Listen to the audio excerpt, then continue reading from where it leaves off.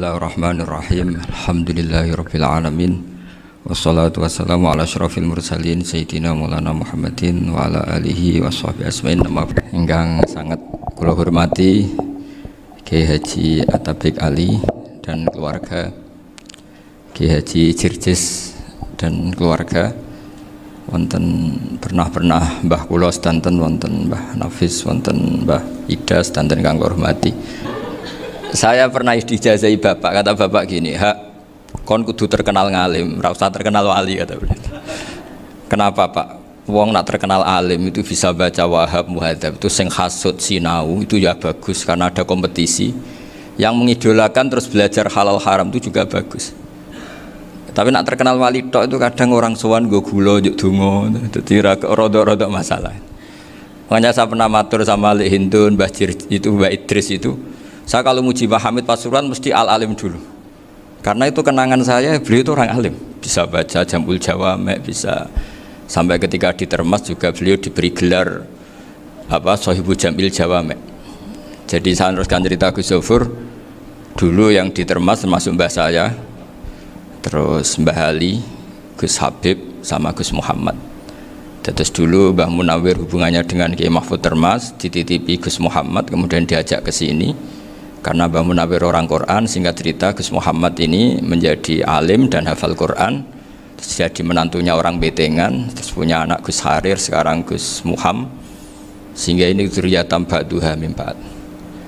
Saya sendiri istri dari Mbah Idrus, mbah saya itu orang Kudus, namanya Sofia binti Maksum bin Soleh bin Asnawi Sepuh. Jadi yang Mbah Soleh ini dulu gurunya Mbah Soleh Darat ketika ngaji di Kudus. Sehingga silsilah ini harus kita jaga supaya kita punya tradisi yang benar. Saya tidak akan bosan-bosan belajar kitabnya Mbah Ali tentang Hujjatul Ahli Sunnah. Memang benar-benar belajar, artinya saya nikmati. Di antara yang saya kagumi yaitu ketika orang lain a priori dengan Ibnu Taimiyah, Mbah Ali itu ya kadang uji Ibnu Taimiyah, tapi ya kadang kritik. Yang dikritik tentu pendapat Ibnu Taimiyah yang tidak membolehkan orang ziarah Rasulullah SAW. Tapi yang dipuji adalah Ibnu Taimiyah meyakini bahwa qiraatul Quran itu tanfaul mayyit. Itu dipuji-puji sama Bali. Ibnu Taimiyah dikutip, Ibnul Qayyim dikutip. Saya akan cerita sedikit tentang tradisi hujjah. Dulu ulama itu kelihatannya sederhana, tapi kalau berargumentasi itu hebat. Tadi Gus Zofur menyebut kitab Mbah Hasyim itu mengharamkan kentong. Beliau masyhur itu punya kitab namanya Al-Jasus an Tahrimin Nakus. Intinya kentong itu haram. Secara dalil ini meyakinkan sekali, karena ketika Rasulullah rembukan sama sahabat, kita dengan apa memaklumatkan orang kalau waktu sholat masuk? Ada sahabat yang usul pakai kentong. Dzaka lin Nasara, itu Nasrani.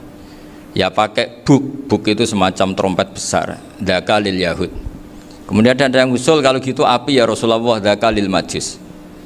Sehingga dari hadis itu Mbah Hasyim berpikir kentong itu haram. Tapi Mbah Fakih Mas Kumambang itu mengkritik Mbah Hasyim dengan ngarang kitab Hazur Ru'us an Tahrimin Nakus. Jadi beliau ngomentari kitab itu sambil geleng-geleng kepala. Kitab kok keliru nganti ngono itu. Jadi cara pikirannya siapa Ki Fakih. Kentong di Indonesia itu kanggo wedhus dicolong gitu. Pos kampling gitu. Kalau ada banjiran ya kentong, ada maling ya kentong. Jadi nggak ada persamaan sama sekali dengan kentong yang milik orang apa? Nasrani.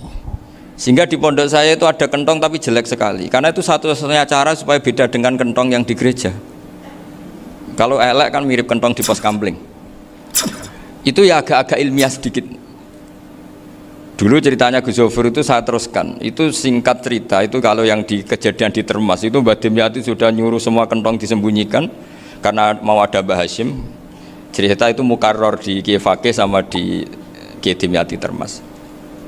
Setelah kentong dikumpulkan semua, Mbah Hasyim datang, seneng, ngiranya Syekh Dimyati ini sependapat dengan beliau, yaitu sama-sama nggak ada kentong. Tapi setelah itu ada santri yang matur, Mbah Dim pun beres kentong pun kula delikno sedanten. Itu di depan Mbah Hasyim. Jadi GR-nya Mbah Hasyim bahwa Mbah Dim itu sependapat akhirnya hilang.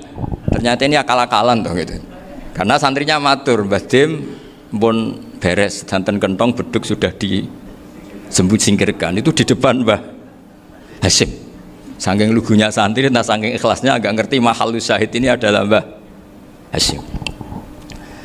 Saya mau meneruskan cerita Gus Sofur. Dulu ini cerita dulu. Dulu Mbah Mun ngaji di Lirboyo, tapi Kiai Makhrus ngaji sama Kiai Khalil Harun.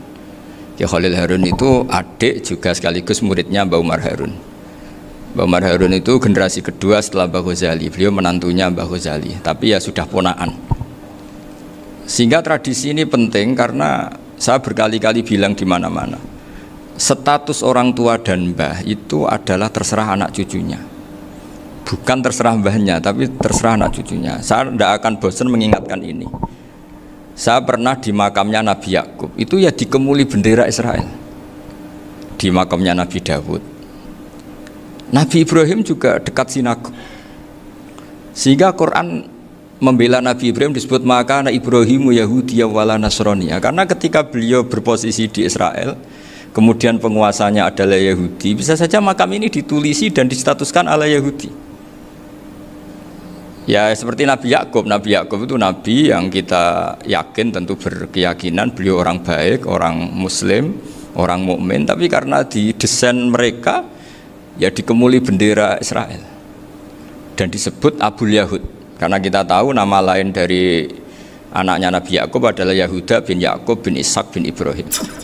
Sehingga perasaannya orang Yahudi menjadi Yahudi itu yang ngikuti mbah-mbahnya. Nah khawatir saya ketika buyut-buyut kita kaya. Buyut saya itu orang kaya dulu, namanya Badur Rahman. Itu kaya sekali, tanahnya banyak. Dulu cerita Mbah Hasyim ya kaya sekali. Mbah Maksum juga kaya, Mbah Abdul Aziz juga kaya. Karena dulu itu inginnya kiai itu yo ketok sugih lah, gak ngel-ngelo santri. Tapi nanti kalau cucu-cucunya sudah tidak alim, itu tidak dianggap punya tanah itu karena untuk fasilitas santri. Aku tak kedonyan, mbah-mbahku ya kedonyan. Buktinya tanah yombo. Gitu. Karena dia akan menafsiri sesuai cara berpikir. Makanya sanad keilmuan yang diceritakan Gus Sofir itu harus diulang-ulang. Kalau nggak diulang-ulang, maka kita akan berpikir sendiri untuk menafsirkan Masyayikhon al-Kiram atau Ajdadan al-Kiram. Nah, ini yang bahaya, yang sering Quran mengingatkan. Jadi ada status yang disematkan oleh anak cucu kayak orang Yahuda tadi, Yahuda bin Yakub bin Ishak bin Ibrahim, itu menstatuskan mbah-mbahnya yang bernama Ibrahim itu Yahudi. Sampai Quran sendiri yang bela maka anak Ibrahimu Yahudi wala Nasrani. Karena secara geografis sekarang Ibrahim di Israel dan otoritas itu juga milik mereka, sehingga mereka bisa masang-masang atribut yang menunjukkan kalau itu Yahudi. Beberapa al-alim al-alamah yang minnah itu sudah wafat dan kadang-kadang dzurriyyahnya itu tidak kita. Kalau sekarang orang bahasakan kubu sebelah. Akhirnya ya nggak boleh dikholi, nggak boleh diziarahi. Terus seakan-akan yaqtaduna bi ra'yi, seakan-akan mereka berpendapat dengan pendapat syekh ini, padahal enggak. Nah sehingga tradisi ketersambungan sanad tadi, baik secara genetik atau secara asbab, itu harus terjaga. Saya beberapa kali banyaklah sering diceritain Mbah Mun. Dulu Mbah Munawir ini cerita ya, Mbah Munawir itu saking senenge kitab, ben santri ini so ngaji kitab itu kalau ada alumni Lirboyo jamuin di sini itu Mbah Munawir ikut. Saking ingin tasjeknya, ingin ngajari santri bahwa ngapal Quran itu hafal tok, tapi yo paham. Dan penggalinya Mbah Munawir itu sampai kelima nikah sama Nyai Komariah kalau nggak salah, binti Karim, binti Manap. Punya putra Gus Habib, Gus Toha yang diantara putrinya dinikahi Gus Rozin ini. Terus akhirnya kesampaian juga ketika Mbah Munawir punya mantu alim alama namanya Mbah Ali Maksum, angsal Nyai Hasyimah. Sampai pondok Kramcak ma'ruf bil ilmi, terutama ilmu sorof dulu karena Mbah Maksum itu komplain, fa'ala ya fulu kok terus fa'lan ya fa'ala ya fulu ya uf'ul gitu kan, masuk fi'il kok jejer isim gitu. Jadi dulu kata Mbah Mun itu ada persaingan ilmu sorof, sorofnya Mbah Maksum Ali Kuaron sama Mbah Ali Maksum Jogja. Jadi wali antok, yang satu Maksum Ali Kuaron, yang satu Ali Maksum. Jadi itu dulu saingan ngarang sorof. Nah ini yang menang siapa? Ya terserah duriannya. Kalau duriannya keren ya menang karena terserah yang kampanye. Saya bayangkan adekan Mbah Zubair tidak punya anak sealim Mbah Mun, mungkin kalau Mbah Zubair juga tidak sewow kalau punya putra Mbah Mun, karena saya berkali-kali bilang kalau dalam syair Arab itu kama takarroma, kadang dilafatkan kama tasyarrafa bi Muhammadin adnanu. Orang berpikir Adnan itu siapa? Itu karena ada Nabi Muhammad SAW. Orang mencari-cari Mbah Mun itu mencari Mbah Zubair karena ada Mbah Mun. Orang mencari Mbah Dahlan karena ada Mbah Zubair. Wong kok alime ngono iku bapake sapa? Wong kok alime ngono iku putune sapa? Tapi kalau kita ini sudah ndak alim, ini orang sudah nggak tertarik nyari-nyari leluhurnya karena dianggap selesai. Jadi yang dengan tanda kutip yang menghabisi mbah-mbahnya itu ya mesti cucunya itu. Ini mau ngamuk, mau peringatan, tapi ini juga peringatan pada diri saya sendiri. Jadi sehingga zuriyah ini penting. Kenapa para nabi mesti donga zuriyatan thayyibah? Kenapa selalu berpikir tentang zuriyah? Wa ja'alaha kalimatam baqiyatan fi aqibi. Karena zuriyah ini yang nanti bisa menstatuskan leluhurnya. Seperti tadi cerita Mas Maftuh ini, tak puji betul, saya hari ini tidak ingin gojlok supaya kewalian saya tidak tergerus oleh kedoliman. Saya pernah diceritain Gus Zofur, juga sering baca buku tentang Mbah Maksum. Dulu Mbah Maksum kalau wasiat kembali ya gitu, kamu harus NU dan harus mempertahankan NU, tapi tidak dengan cara membenci Muhammadiyah. Dulu Mbah Mun juga sering cerita, dulu Mbah Hashim itu ngaji Syekh Mahfud. Nah, Mbah Ahmad Dahlan dulu namanya Darwis sering ngaji sama Syekh Khotib Minangkabau. Zaman itu Syekh Khotib sudah modern, sudah ikut gerakan Abdu, gerakan Almanar. Sehingga bawaannya Mbah Ahmad Dahlan ini agak agresif. Yang Mbah Hashim karena hanya mulazim di Syekh Mahfud, hanya sesekali ngaji Syekh Khotib, beliau lebih seperti itu. Dan dua beliau ini sama-sama pernah ngaji Mbah Soleh Darat di Semarang, Mbah Hashim sama Mbah Ahmad Dahlan yang dulu namanya Darwis. Jadi ini masih min minuskatin wahidah mimam bain wahid. Sehingga kita tidak kaget ketika Mbah Ali Maksum mengomentari Muhammadiyah itu masih ahli sunnah wal jamaah. Makanya nanti terakhir saya baca kitabnya Mbah Ali dan sering saya pelajari. Andai kan kita ini sepakat dengan ilmu, ya kita tahulah kalau Abu Hanifah itu tidak kunut, Imam Syafi'i kunut, berarti kunut itu mazhabnya Abu Hanifah, bukan mazhabnya Mbah Ahmad Dahlan. Apa tidak kunut itu mazhabnya Abu Hanifah, bukan mazhabnya Mbah Ahmad Dahlan. Kita kunut itu mazhabnya Imam Syafi'i, bukan mazhabnya Mbah Hashim. Ini semuanya masih dalam bingkai ilmu. Adzan qobla subhi juga riwayatnya jelas. Tidak adzan ya sudah perilaku kita sudah jelas. Dulu Mbah Mun sering didik kita gitu. Saya sering dengar cerita kalau dulu Pak Air Fakhruddin begitu hormat sama Mbah Ali, apalagi zuriyahnya Mbah Azhar Basir, karena beliau dulu do ngaji di Termas. Dulu itu nggak ada masalah karena semuanya dianalisis pakai ilmu. Tapi sekarang pakai identitas, yang kunut itu NU, yang nggak kunut Muhammadiyah. Berarti Abu Hanifah itu Muhammadiyah, Imam Syafi'i itu NU. Berarti Imam Syafi'i itu ya anak buahnya Ki Miftahul Ahyar kira-kira gitu kan. Nah, kan anak buahnya Pak Said Akil. Kan terus jadi repot.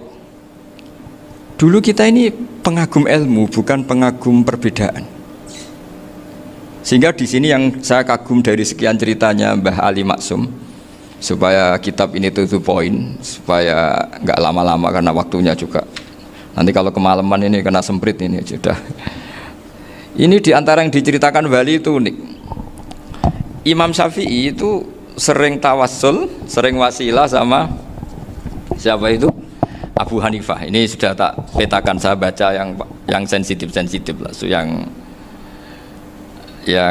ini ya. Ziyar al-Babus Samin, terus sebentar ini yang bab tawassul.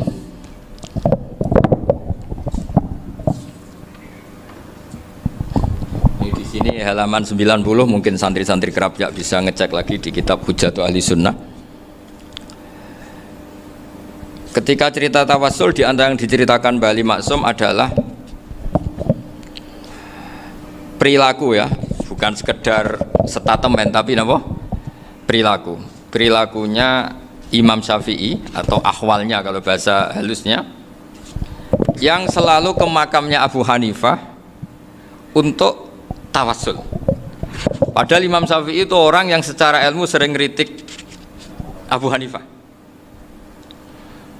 Jadi ini saya baca ini di halaman 100, jadi tawassul mulai halaman 9 berapa ini sampai halaman ini yang qala sami'tu Syafi'iyya yaqul inni la atabarraku bi Abi Hanifah wa aji'u ila qabri fi kulli yaumin zairan fa idza uridat li hajatun shallaitu rak'atain, halaman 100, waji'tu Wa sa'altu wa ta'ala al-hajat indahu fama tab'udu anni hatta tuqda.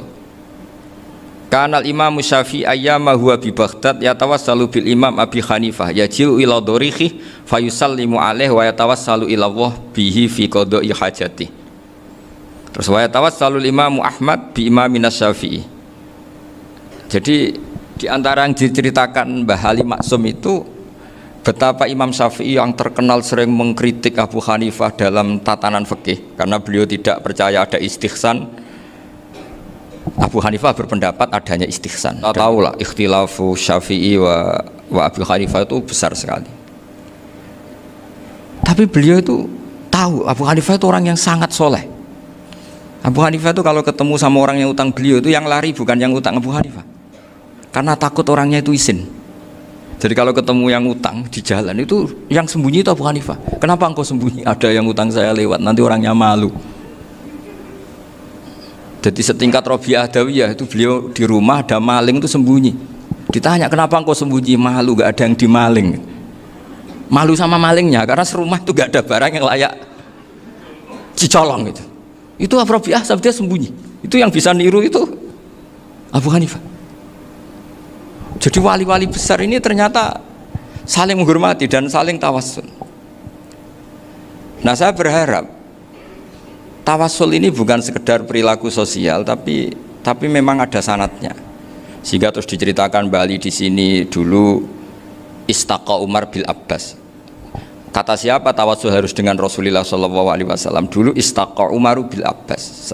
Sayyidina Umar itu tawassul istisqa dengan Sayyid Abbas. Padahal kita tahu Sayyid Abbas ini tidak nabi. Terus beliau cerita sampai Imam Syafi'i tawassul sama Abi Hanifah. Sehingga gak ada perdebatan itu kan Umar. Kalau Umar kan ada jaminan boleh diikuti karena beliau sahabat. Bali cerita tentang Imam Syafi'i yang tawassul dengan Abu Hanifah. Seargumentatif itu. Maka saran saya kepada alumni Kerapyak, santri-santri Kerapyak, karena saya hanya berani ngomong sama santri Kerapyak, sama mas saya ada berani kalah sepuh. Itu tradisi keilmuan itu harus dijaga dengan hujjah dan dengan tadwin, dengan pembukuan. Oke, mohon maaf. Assalamualaikum warahmatullahi wabarakatuh.